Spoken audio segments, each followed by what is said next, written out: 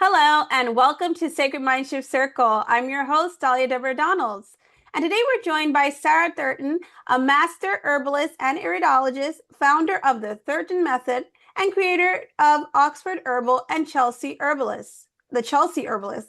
Sarah's work focuses on the connection between the body, emotional well-being, nature, and the deeper terrain beneath chronic symptoms and imbalance. Through her practice in Oxford, Sussex, and London in the UK, Sarah combines herbal medicine, iridology, emotional patterning, and nature-based healing to help people better understand the relationship between physical symptoms, stress, lifestyle, and overall well-being. Sarah has also spoken publicly across the UK about herbal medicine, emotional resilience, nervous system recovery, and especially iridology. Her work emphasizes gentle root-centered healing and the importance of understanding the body as an interconnected system rather than isolated symptoms. Welcome, Sarah. Hi, thank you for having me. So yeah, I'm so grateful that you came. I know you're very busy to do the podcast. As I mentioned to you also in the email, I'd been looking for someone to talk about this topic for a long time, and it was taking so long to find someone who could do it. So first, let's just speak about what first sparked your interest in studying specifically iridology, and what led you into this field. Okay. Well, in all honesty, I'd never heard of iridology before I began my course in herbal medicine in Ireland. It wasn't really something I even knew existed. But when I first saw it being practiced in the clinic where I did my training, I was struck immediately with how accurate it is. Watching a practitioner draw out information that the patient recognized as being deeply true, it was just astonishing. And I knew it was something that I wanted to excel at. And as a result, it's been at the heart of my practice ever since then. Okay. And tell me a little bit about the history of I always get tongue twisted, iridology, and what is it exactly? How can it be so accurate? Okay, well, if I take one question at a time, the history of iridology, it's actually older than most people realize. The earliest observations connecting the iris to the body date back to ancient cultures, like the Egyptians, funnily enough. But modern iridology really begins in the 19th century with a Hungarian physician named Ignaz von Pace, who began systematically documenting patients' patterns in their eyes. A Swedish pastor was also making similar observations independently. Um, but, really, iridology is looking at the colored part of the eye and the coloration and the fibrous textures within that eye. Um, Iridology is essentially the study of the iris, and I use a chart by Bernard Jensen, which provides a map of the body. The because the iris is connected to the optic nerve and then the central brainstem and then the central nervous system. If you break your leg as a child, it shows up in your eye, and that mark stays with you forever. So, by the same way of understanding that way, I can then identify where the strengths and the weaknesses are in the body. And I use my iridology chart, but also I take a comprehensive medical history and, that kind of thing in the consultation. Yeah, that's pretty fascinating then that if something happened very early on in the person's life, it's still there are remnants that stay Absolutely. visible in the iris. And overall, what else can it reveal about our overall health and well-being? Which illnesses So normally? I'm what's called an emotional iridologist, which means I have an understanding of the organ systems and what emotion lodges in each organ system. So if I have somebody that comes to see me and they've got this uncontrollable rage, I would look, the anger is held in the liver. I would look towards the liver in the iridology chart and on somebody's eye to see if there are any shadings or openings within that organ system. um, using my chart and what I can see in front of me. It's really, really fascinating. And it's almost an interview like this is really great, but there's so much to say about iridology that it's almost not enough, if you know what I mean. Yeah, and for example, what is so you said you usually take the medical charts, their medical history as well, but do you have to use any special equipment sometimes, like when you're looking at their eye, or I how can it do. be done? I have a special iridology camera, which is very small, but it has a shade thing, so it cuts out all glare, all reflection, and you just put it over somebody's eye, and I take a close-up photograph. So, funnily enough, you can actually use a mobile phone camera. They're really a really good way of taking a photograph is using a camera, a phone camera, but you have to be careful. There are no reflections and no glare in the photo. So, when I have a really clear photograph, the iris can reveal so much to me. It can tell me their constitutional type, like how a person's body is fundamentally built and how it responds to things like stress. It also shows inherited weaknesses, which systems are the most sensitive and under the most pressure when I'm seeing that client. It can also understand what the digestive system is doing, if there's any tension held in the digestive system, what all of the major organs, how well they're working. It's just so incredibly powerful, and you can see it really pads out my consultation with my client. So not only am I getting information from their brain, so when they're talking to me, of course, they're using their brain, but then in a way, I have a second way of understanding the body by looking at their eye. And I'm gonna put up a chart now. I'm gonna share a chart. Maybe we can look at it. I know it's not your chart because, as you mentioned, you probably have your own, professional one. This one I actually just searched online, Yeah. but I guess it could be a good example. So Yeah. tell me, like, what would be what this chart is explaining? So when you're reading somebody's eyes, you always start in the middle. So at the pupil, which on this chart is black. So you start at the pupil and you work outwards. The iridology chart I have actually looks at the eye a bit more as a clock. So it's kind of at 12 o'clock, you would have the brain and the senses. And then if we move around the clock at 1 o'clock, if we're looking at the right eye, so the right eye at 1 o'clock, you have the eye, the nose, and then the chart goes all the way down through the body. The right eye is relevant to the right side of the body. So I saw a lady last week who had left-sided pain, and all of the markings were in her left eye, which is really astonishing. So back to the chart again, we have um, as we go down on the right eye, we have the teeth, the tonsils, the throat, the bronchia, the thyroid, the trachea, the esophagus, the scapula, and then the eyes are actually mirror images of each other. So you have the left eye reflects the right eye, the middle on your chart, the middle column of writing is applies to both eyes. And for example, I gave two sample eyes, the right, a right eye. We can look at that one first. I found this one. Sometimes people say that, if your eyes are very dark, sometimes it's darker. I mean, it's harder to see any kind of, I guess, like impurities or anything like this. So I chose a lighter Yeah, eye, but yeah, I of guess you could course. tell with a good camera. But what do you see here, for example, in the right So eye?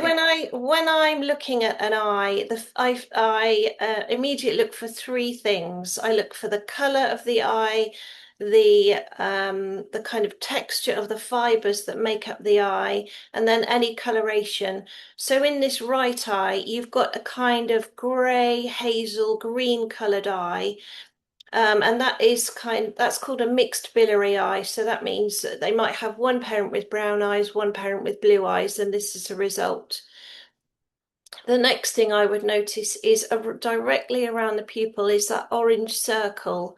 Now, that's called a central heterochromia, and that would indicate that certain organ systems within that region are under pressure. So then I would look at the coloration of that circle, which is orange moving into brown. That would tell me that the pancreas is working really hard to eliminate fats and keep the digestive system healthy.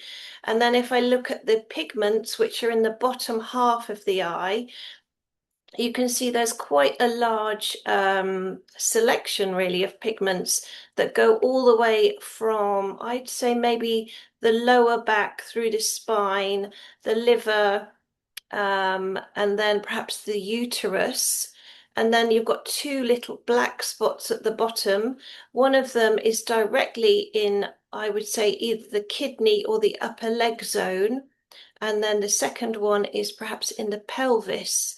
So I would say that that kind of presentation would make me think that that client has either had some kind of back injury and also some perhaps some internal injuries in the stomach, digestion, kind of kidney area. And then the two little dots would indicate that perhaps there is some um, weakness within the pelvis leg area, might be reproductive as well. Okay. And then for the left eye, for example, in this one, it looks relatively like a lot of people's eye. It doesn't look, it doesn't look as if there's a lot of trauma around it, but there is some kind of ring around it. What would you say about that? So I would say you're right, like a brown eye is very different to read in comparison to a clear blue or haze or greeny eye. In a brown eye, I'm looking, so when you look at a brown eye underneath sort of when I've got it blown up on my computer screen, it's often the texture of the brown eye is incredible. It's like a mousse-like texture, you know, the pudding, a mousse. Very soft, very gentle. But you're right, there is a slightly whitened circle directly around a pupil. With that, I would be looking at the digestion. That is the area that is slightly highlighted in that eye. People with brown eyes often have very healthy, robust constitutions, and they can live through life and get to maybe 50 or 60 with no health problems at all. But then as they get older, their system begins to, not break down in any way, but it is aging. And that's what we can see in that eye. Okay, great. So we'll go back now to the questions. Um, so that's a fantastic way of actually mapping the eye and seeing the illnesses that occur from it. So when a client comes to you and you explain this to them, what do you normally recommend? Do you first give them herbs? Are there herbs to kind of treat all of these kind of symptoms? Do you ask them to go corroborate this with a doctor? What is the process afterwards? Well, I mean, iridology, firstly, is not really a diagnostic skill. I use it as a guide, and I really feel that it's really the body telling me what it needs. So it's kind of the body speaking to me. So certainly when I've seen elevated cholesterol or high blood pressure in somebody's eye, they have had those checked out with a GP and they have um, proven to be correct. But I mean, in all honesty, there isn't much documented scientific evidence of this because holistic medicine and allopathic, which is like doctor medicine, they're similar but different, you know. In my eyes, herbal medicine is the original medicine. You know, how did we ever survive before we had doctors to go to? How did we, Bushmen still today use plants, and 80% of people that don't live in society that we all live in, like in big cities, still use plant medicine as their first healthcare. So yes, you can cooperate with GPs, and if I see things like high blood pressure or um, heart, if there are things in the heart zone that I would be concerned about, I have a clinical responsibility to my clients, and I would always say go to the GP and have that checked out. And in your opinion, when you see a lot of these cases, like you say that there's a lot of stress on certain organs, in terms of the categories of importance, which one do you think is the most important to relieve a lot of these symptoms? Nutrition, detox, stress reduction? Is it something sometimes that's going on emotionally? What do you think, or which one do you think is greater? So I've actually devised a way of understanding the body around all of these questions. After finishing my course, which was incredible and really deeply educative, I realized there were still gaps in my knowledge. And I asked those questions as well. Where on earth do I start when I have someone sitting in front of me? How do I even begin with this? So through my years of clinical practice, I've begun to understand that actually the thing that underlies all health conditions are emotions. If you have a traumatic event that happens to you, like you have a bad car accident, if you don't deal with that emotion, what people coming into my clinic prove to me time and time again that it will reside in the body. The body is one complete system. If you have a big shock, I can see it in your eyes, but also that shock stays in your body.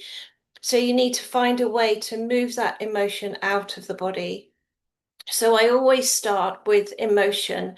I talk to people about ways to reduce stress because that also imprints in your eyes.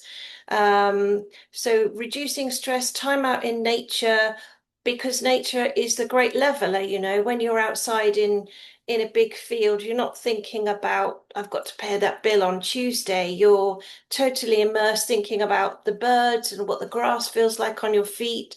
They're the things that really bring your body back to where it needs to be. So I always start with, I always give my clients some lifestyle advice. I always give them herbal medicine that begins to bring the body back into where it needs to be. So with a herbalist, people come to you in various states of health or illness. And the first thing you have to do is regulate that body and bring it back into baseline so the herbs can begin working. So I work with my clients to reduce the emotional strain their body is feeling and then to restore that baseline. And from then, the herbs begin really working. It's like they're supercharged once you've got them back to baseline. And mostly in your opinion, I guess from what you've observed, do you see that, like, as far as your clients are concerned, that you get more women, you get more men? Do people come with children? I definitely get more women. And that I think is because women are more able to talk about what they think is going wrong with their bodies. We all have an innate intelligence. We can all walk through life and think, oh, there's something not quite right, but I don't know what it is. Women are prepared to take that step and find out what the problem is, whereas men work hard, play hard. They often don't have the time to do something about it, an illness until it becomes more of a problem. But I treat men, women, children. You can even treat animals. Horses respond very well to herbal medicine, as do cats and dogs. I don't know about treating goldfish, but certainly animals respond well. And in your opinion, because, I see some people claim that iridology now is becoming very popular. Some people consider it like a trend. What are the misconceptions that you think some people might have about this area, this field? Well, I mean, there is always the danger with a holistic practitioner that they can give advice that isn't necessarily correct unless they have had adequate training. That is always something that you need to be aware of. So if you're looking for an iridologist, make sure they've been trained properly. because in a way it can be really frightening to have a diagnosis that an iridologist, like an iridologist might not always be correct, so do look into who you're giving your money to, really. There is a big responsibility when you deal with people's health that I really take seriously, because people come to me often in a place of great fear, not sure what's going on with their health. They can't really, don't feel they've got any power. The doctor might have said to them, okay, this is as far as I can go with you. I can put you on these tablets. They will stabilize your system. But it doesn't mean you'll be fixed. Everybody wants to feel well. So my kind of clients that I get often have chronic, difficult cases that have just been told by the doctor, stay on these 15 tablets a day. And actually, nobody wants to live like that, do they? No, of course not. And especially with all the side effects that probably come when you're Of using course. actual, pharmaceutical drugs. So another thing, as far as the eye is concerned, what would be like warning signs in the eyes? Imagine that maybe someone isn't really hip to iridology. They don't know everything, but they know maybe something might be wrong. But if you were to look in the mirror and look at your eyes and notice something, what would be like a warning sign in your eyes that people should never ignore? Okay, so changes in vision, really, the first thing. Any significant color changes in the iris. So I've got very blue eyes, but if I noticed that I was getting a kind of orangey haze or brown coloration in my iris itself, they would be things that I would be interested in exploring a little bit more. Um, so vision changes, or if the whites of the eyes change color, they can sometimes go yellow. That would also be an indicator to me to go to have someone look at me. Okay.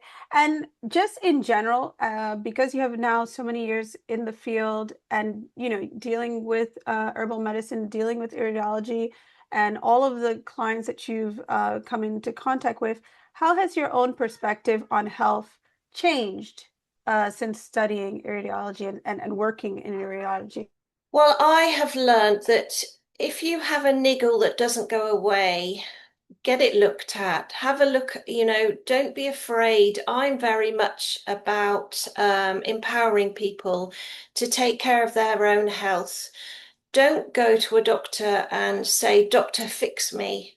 Instead, learn about your own body and learn to take charge of it. I've actually been writing a manuscript about this that I'm looking to get published next year. And that is all about understanding what the symptoms mean to your body and what you can actually do about them. So my message would be empower yourself and take charge back about your own health. Don't ignore the niggles. And it's always a good idea to go and see someone like me for a health MOT. It's really a good investment. We all want to age well. We want to age with vitality. Taking charge of your health and doing something about it is essential to ensure that happens. And where do you see the future of iridology and holistic health heading in the next few years? Do you see like an uptick in the amount of people that are more interested in going the natural route versus going to the doctor? Definitely. I think we're in a, ever since COVID, the world has changed. People now want to understand what's going on with their health. They want to move away from pharmaceutical medication. They want to live in a better way and they want to keep their own bodies healthy.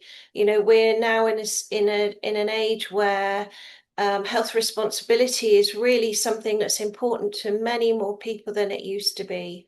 So I think, and I'm seeing a real upturn in client flow, inquiries, it's really a buzz market, There's no better time to be qualified as a herbalist and iridologist, in my opinion.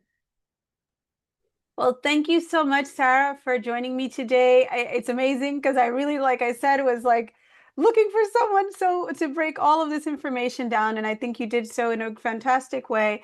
And I will be also leaving a lot of the links that you have to your practices, the workshops you do in the description in case anyone's really interested and would like to find out more about iridology. Because again, you can work with anyone actually, even from a distance, because all they require Yes. is a picture, right, of their That's eye. really, yeah. So if people send me really clear photographs of their eyes, then I can read them for them on and just send an online report.